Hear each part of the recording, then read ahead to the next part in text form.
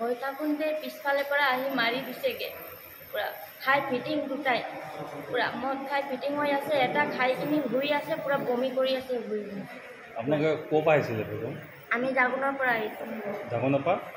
জাগুনৰ পৰা মাৰ্কেটাৰ পৰা পানী উঠাই আকৌ তিনিচুকীয়ালৈ গৈ আছিলোঁ তিনিচুকীয়া শিৱধামলৈকে